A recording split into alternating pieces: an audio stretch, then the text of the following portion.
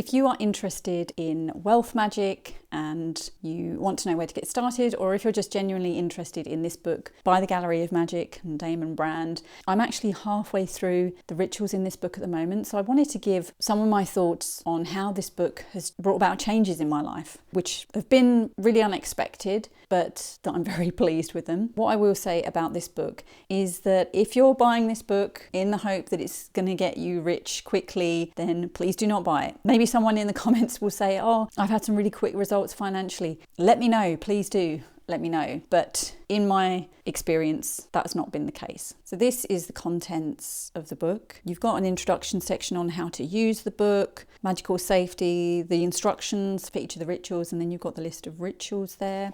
So before you get to each ritual, which contains a sigil and a mantra that you chant, you'll get 2 or 3 pages from Damon Brand about the topic of that sigil or that ritual, which helps you to understand why you're doing the ritual. So this section is about the disguise of wealth, and it's talking about how we may use money to impress people. We may want more money so that we can buy a bigger car or a bigger house so that we can impress others. And I guess the thing is, if we're expecting wealth in order just to impress others, that's not necessarily a good reason to go about having wealth. So you have a few pages on that, and then you have the ritual and the sigil that you'll use. So that is essentially how each section, if you like, is divided up. This is one of the most helpful quotes in the book, actually. I will show you. I don't know if it's going to focus in. Magic doesn't force money to come to you. It removes the blocks that stop it from arriving naturally. And so far, my experience of this book has been exactly that. These rituals have been all about shifting my mindset about wealth and about money. And I didn't realise before starting this book the attitudes I had about wealth and money. I thought I was pretty relaxed around it, that I didn't really think much about it at all. But these rituals have actually helped me to become much more aware of my attitude. So I'm going to talk through the changes that I've noticed so far. And they focus around my relationship with how I spend my money, my relationship with spare money that I have and what I do with that. My husband and I are in the fortunate position that we have bought our house. We have a mortgage, which of course is a substantial debt, but I guess it's seen as one of the more accepted forms of debt in the Western world. And we're also in the fortunate position that we didn't borrow up to the hilt. So as a consequence, we do have spare money at the end of the month. When we first got the mortgage, I was determined to pretty much put every spare amount of cash that I had towards paying extra off the mortgage. I want to be able to pay off the mortgage by the time I retire, or perhaps a little while afterwards. And I hadn't realised this until I started really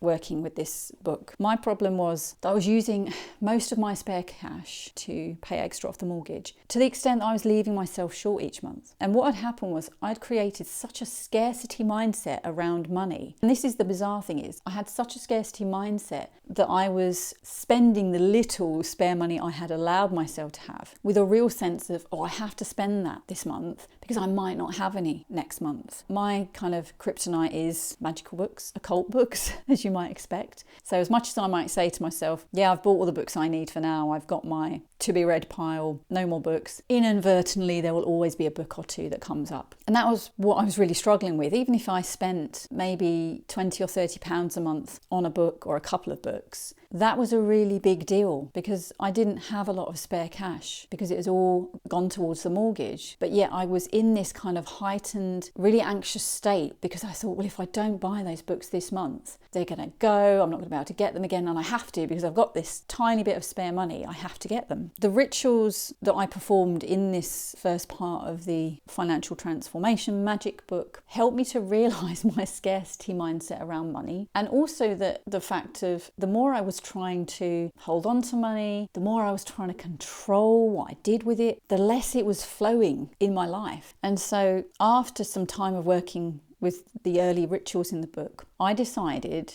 that I wouldn't pay as much extra off the mortgage as I was doing, which felt really difficult. I was really uncomfortable with that. And I knew that if I didn't pay as much off, the mortgage wouldn't be paid off as early as I wanted it to be. But I knew that if I carried on like this, it was not doing my mental health any good. And actually, if I wanted to buy more of the things that I wanted, not that I was thinking of just going out and going on a spending spree every month, but if I wanted to buy the odd thing that I wanted, I could do that. In theory, I could afford to do that now, but I was choosing to put all of my spare money off onto the mortgage. I'd almost created this mindset that I couldn't possibly be flexible about this. I had to keep paying this specific amount off the mortgage each month. And so I reduced the extra amount that I was paying off the mortgage. And a really weird thing happened. It wasn't what I expected. So maybe you might expect that because I was now paying a lower extra amount off the mortgage and I had more spare cash, that I would be going out and just blowing all of this new spare money on books. But it was really odd because my scarcity mindset started to lift. This desperation about needing to buy things in case I couldn't ever get them again,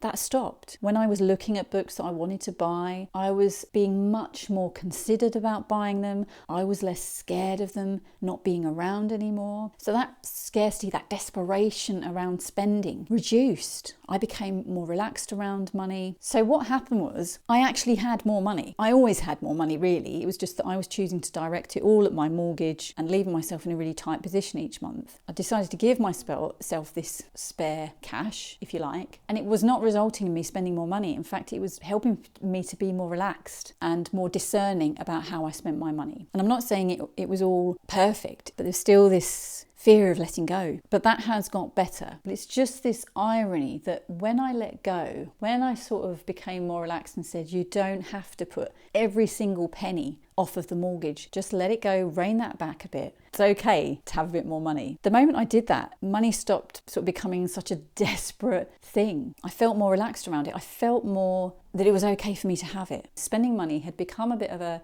punishment. I felt that I shouldn't spend money on myself, on the things that I wanted. Spending money for me had become a case of only spending it on the things I absolutely needed. Spending money on things I wanted and treating myself was almost become like a crime. I know that sounds silly, but it had. That's what it had become in my mind. And another irony is in fact that now I'd allowed myself to have a bit of extra money by paying less extra off the mortgage. And because I wasn't spending it, I wasn't going out on spending sprees, I was becoming more discerning about my spending. I actually had more spare cash that if I wanted to, just before I got paid again, I could then pay off the mortgage. So if, say, I had £100 at the end of the month that I was literally going to get paid the next day, if I wanted to, I could choose to pay that off the mortgage as an extra payment. By letting go, I actually allowed myself to do the thing that I'd wanted to do, but where originally I'd been very rigid about it. My flexibility around money has shifted. I've just stepped back and allowed it to see how things go. You know, some months, some things have come up where I've needed to pay extra for different bills or just different expenses that have come up. And because I've allowed myself to have more of this spare money, that has become less of a problem. Whereas before, it was almost like if I had a bill for the car, you know, my car had gone wrong a few times, it was almost like the option of reining some of that money back and not putting it all off the mortgage. That wasn't even a possibility to allow myself to pay for the car. I don't know why I'd got into such a rigid mindset over it, but I had. But the rituals in this book so far have really helped me. In a way, they have made me richer. I've got more money in my account because I've allowed myself to. By allowing myself to have the things that I want sometimes, I've created a much healthier relationship with money. I have more money to then decide what I want to do with it if I want to. And if I don't want to pay even more money off the mortgage one month, then I know I don't have to. That feels a lot healthier to me. And that was one thing I also recognised, was that my mindset around my mortgage was about something in the future. It was about paying off the mortgage so that my life in the future would be better. And I'm not saying that's not a good strategy to have. I don't think there's anything wrong in planning for the future, but it was stopping me living in the now. It was stopping me from enjoying life now. How do I know I will get to that future? You know, I know it's a morbid thought to have. I'm in my 40s now, and I do hope to live to an older age, but I may not. We don't know what's around the corner. And so if I neglect my life now for a future I may not get to, what life is that? So this book so far has really changed my relationship with wealth. You know, how wealth was affecting my attitude towards living more in the present versus living in the future. And one of my views of Magick is that it is about personal development and mindset shifts and changing how we engage with the mundane world now. And for me, certainly, this is exactly what this book has been doing. So if this is a book that interests you, I will put a link to it down in the description. Once I finish this book, so once I've gone through the other half of the rituals, I will post an update because I want to then reflect on what comes afterwards. I am hopeful that I will learn new things and hopefully there will be other transformations once I come to the end of the book. If you're watching this in the future and I finish the book, the link to the video will be up in the description. But for now, I will continue with this book and I will do a final review once I've finished. Thank you so much for watching and I'll see you soon.